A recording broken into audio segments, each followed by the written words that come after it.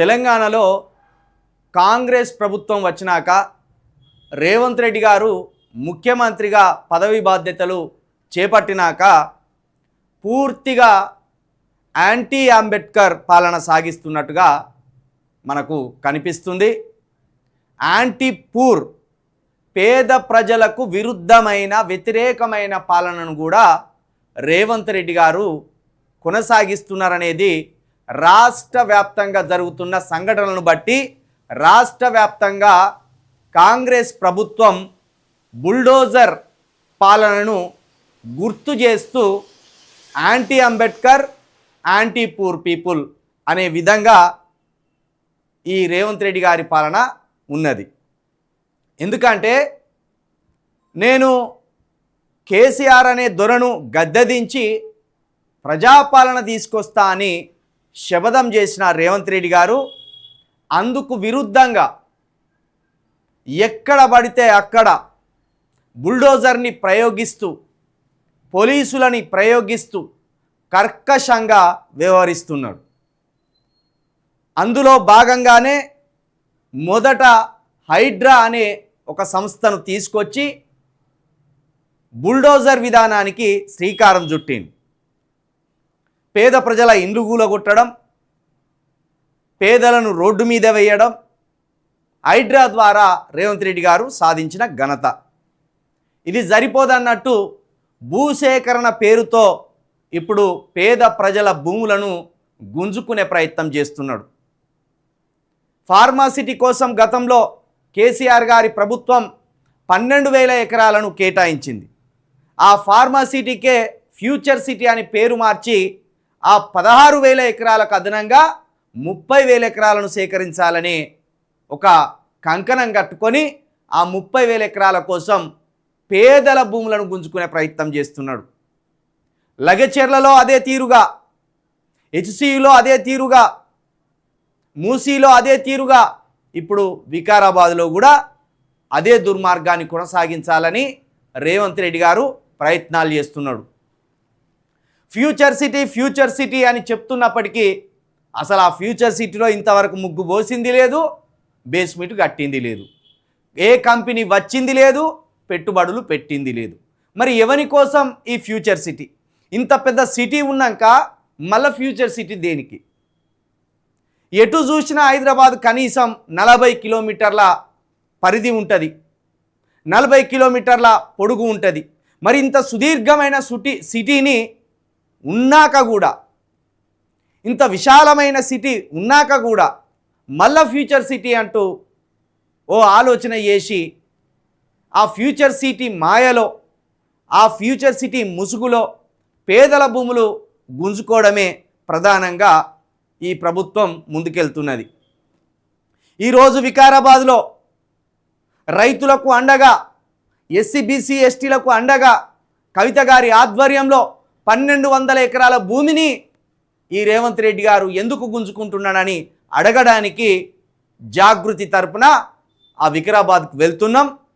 అక్కడ నిరాహార దీక్షతో పాటు భారీ మార్చును కూడా నిర్వహించాలని ఆలోచన చేస్తున్నాం. అసలు 1,200 ఎకరాల భూమి ఎందుకు గుంజుకుంటున్నావు?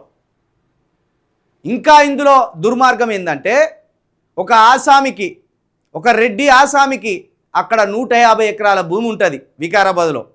ఆ భూమిని విడిచిపెట్టి ఒకనాడు ఇందిరమ్మ ఇచ్చిన భూములు, ఆ తర్వాత అనేక ప్రభుత్వాలు ఇచ్చిన భూములను పేదలకు ఉంచకుండా కేవలం పేదలకు సంబంధించిన, ఆ పేదలంటే ప్రధానంగా ఎస్సీ బీసీ ఎస్టీలకు సంబంధించిన 1,200 ఎకరాల భూమిని ఫ్యూచర్ సిటీ పేరుతోటి సేకరించే పని, అంటే గుంజుకునే పని. మరి ఇది ఎవరి అభివృద్ధి కోసం? ఎవరి జేబులు నింపడానికి? ఎవరి ఇండ్లు బంగారం చేయడానికి? మా బతుకుల్లో మన్ను పోసి, మా బతుకులను చింద్రం చేసి, మా బతుకులకు గుంట భూమి ఇవ్వకుండా ఉండకుండా లాగేసుకొని ఎవరి ఇండ్లు నింపుతామని ఈ ఫ్యూచర్ సిటీ ఆలోచన చేస్తున్నారు అనేది కూడా మేము ప్రశ్నిస్తున్నాం.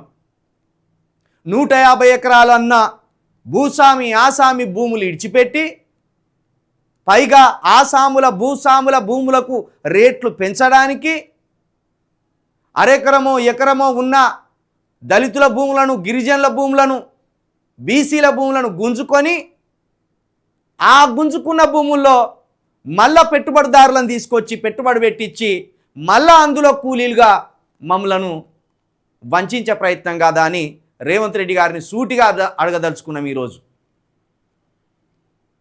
గుంట భూమి ఉంటే ఓర్వలేవు, జగం భూమి ఉంటే ఓర్వలేవు, రోడ్డు పక్కన భూమి ఉంటే ఓర్వలేవు, అభివృద్ధికి నోచుకునే భూములుంటే ఓర్వలేవు.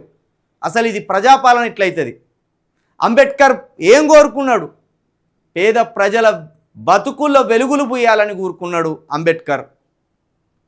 ప్రతి వ్యక్తికి చేతి నిండా పని, భూమి ఉండాలని కోరుకున్నాడు. కానీ ఈరోజు నువ్వు పేదల భూములు గుంజుకుంటూ యాంటీ అంబేద్కర్ పాలన సాగిస్తున్నావు. పేదల బతుకుల్లో మన్ను పోస్తూ యాంటీ పూర్ పాలన కొనసాగిస్తున్నావు. కాబట్టే నువ్వు పూర్తిగా ప్రజాస్వామ్య పాలనకు విరుద్ధమైన పాలన సాగిస్తున్నావు. అంబేద్కర్కు పూర్తి విరుద్ధమైన ఆలోచనలు చేస్తున్నావు. ఎక్కడైనా చరిత్రలో రాబిన్ హుడ్ అనే ఒక పాత్ర ఉన్నది. ధనవంతుని కొట్టి పేదోనికి పెడతాడు రాబిన్ హుడ్. కనీసం అందులో ఒక నీతి ఉన్నది. దోచుకున్న దొంగల ఇండ్లను కొట్టి పేదోని కడుపులు నింపడం అనేది రాబిన్ హుడ్ సిద్ధాంతం. కానీ ఇక్కడ మన రేవంత్ రెడ్డి గారు పేదోళ్ళ కడుపులు కొట్టి, పేదోళ్ళ బతుకుల్లో మన్ను పోసి, పేదోళ్ళ బతుకులను చింద్రం చేసి, పెద్దోళ్లకు మరిన్ని మూటలను ముళ్ళగట్టే ప్రయత్నం చేస్తున్నాడు.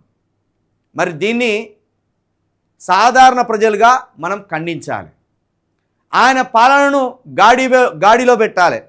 అడిగేటోడు లేడని, ఎదిరించేటోడు లేడని, ప్రశ్నించేటోడు లేడని విచ్చలవిడిగా దుర్మార్గంగా ఈ కాంగ్రెస్ మంత్రులు కావచ్చు, కాంగ్రెస్ ఎమ్మెల్యేలు కావచ్చు, రేవంత్ రెడ్డి గారు కావచ్చు, ఇష్టానుసారంగా భూములను చెరబడుతున్నారు. కాబట్టే రేవంత్ రెడ్డి గారి ఆగడాలకు పులి స్టాప్ వేయాలంటే ప్రశ్నించాలి, పోరాడాలి, సమస్యను మనకు మనమే పరిష్కరించుకోవాలనేది కూడా నేను తెలంగాణ ప్రజానీకానికి ఓ సందేశాన్ని ఇస్తున్నా. దయచేసి 2.5 సంవత్సరాల పాలనలోనే రేవంత్ రెడ్డి గారు ఎన్ని ఇల్లు కూలగొట్టిండో, ఎంతమంది భూములు గుంజుకోవడానికి ఆలోచనలు చేస్తున్నాడో ఒకసారి ఆలోచించండి.